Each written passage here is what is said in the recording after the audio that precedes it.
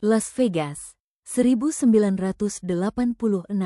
Las Vegas dikenal sebagai kota yang tidak pernah tidur. Lampu-lampu neon menyala sepanjang malam, kasino dipenuhi suara koin, tawa, dan harapan yang dipertaruhkan.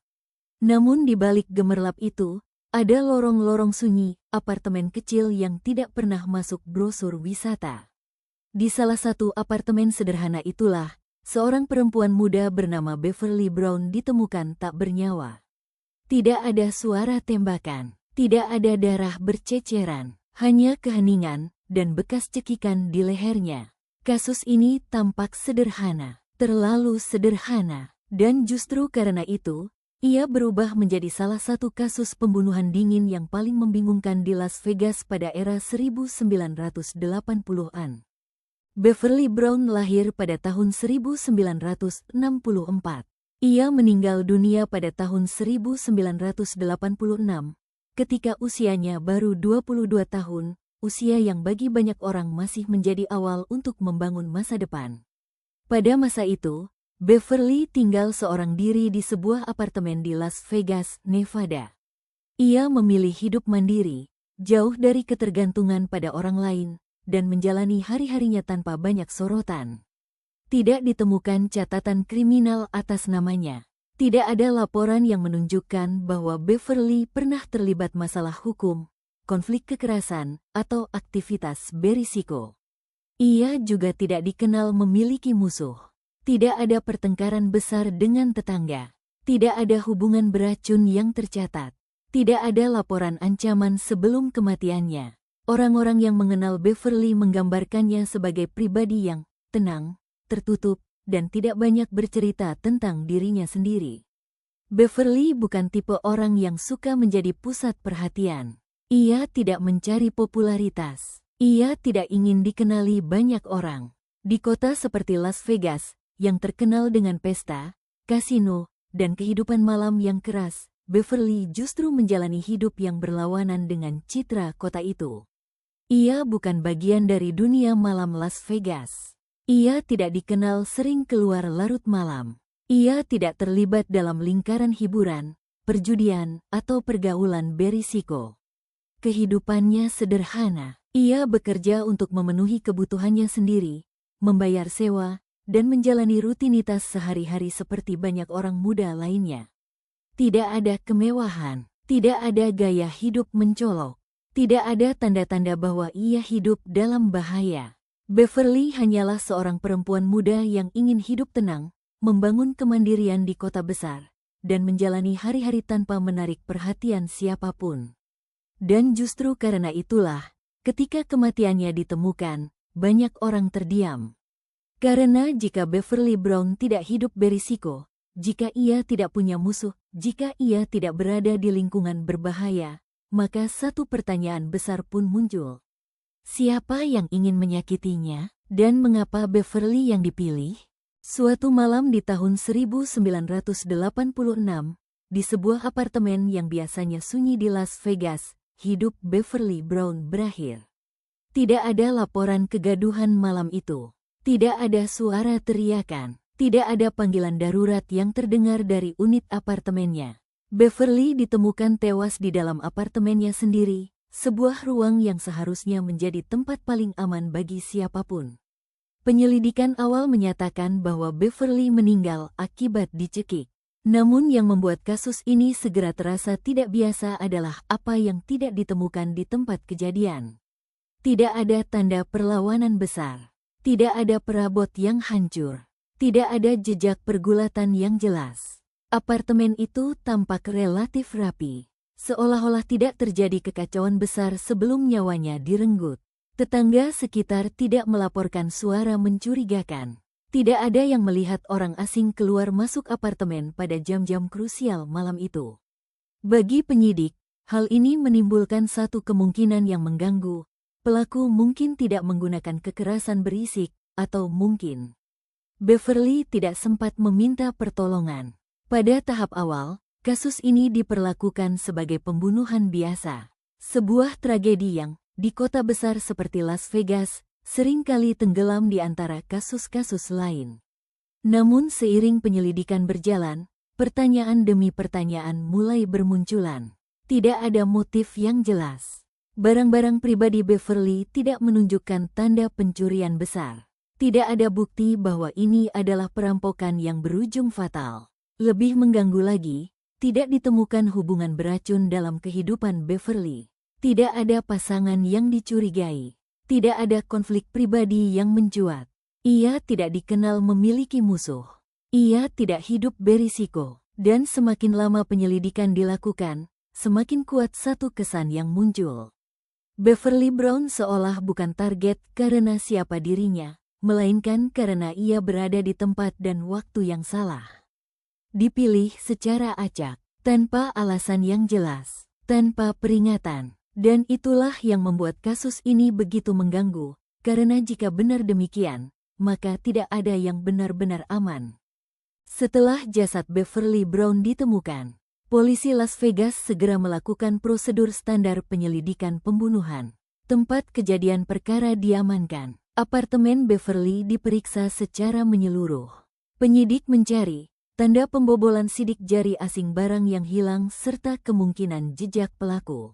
Namun hasilnya minim. Tidak ditemukan kerusakan signifikan pada pintu atau jendela. Tidak ada bukti kuat bahwa pelaku masuk dengan cara paksa.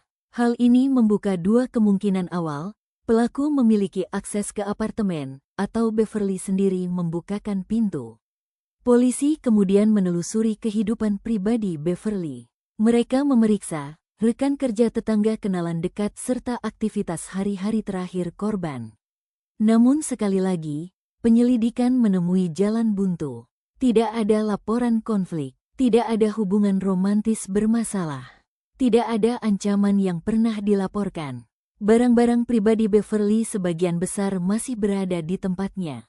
Tidak ada indikasi kuat bahwa pembunuhan ini bermotif perampokan. Dengan minimnya petunjuk, kasus ini perlahan kehilangan momentum. Hari berganti minggu, minggu berganti bulan. Dan tanpa tersangka kuat, kasus Beverly Brown secara resmi masuk dalam kategori cold case.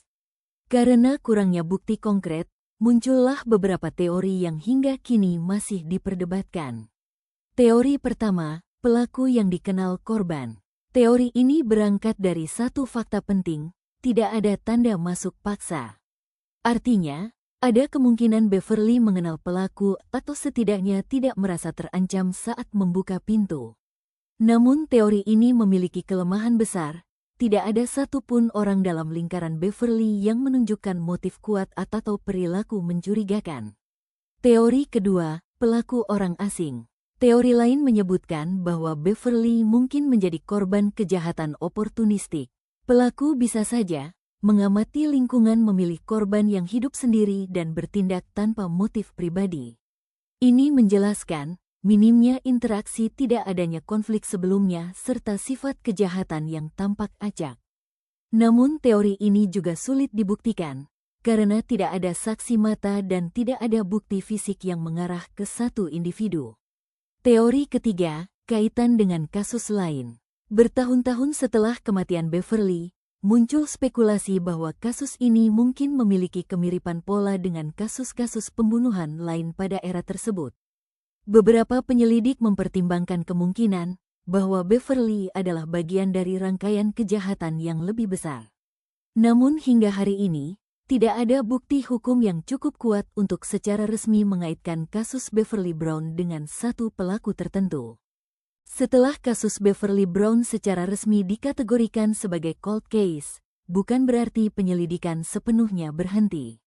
Polisi Las Vegas tetap menyimpan seluruh bukti yang ada. Berkas kasus tidak ditutup, hanya tidak lagi aktif diselidiki setiap hari.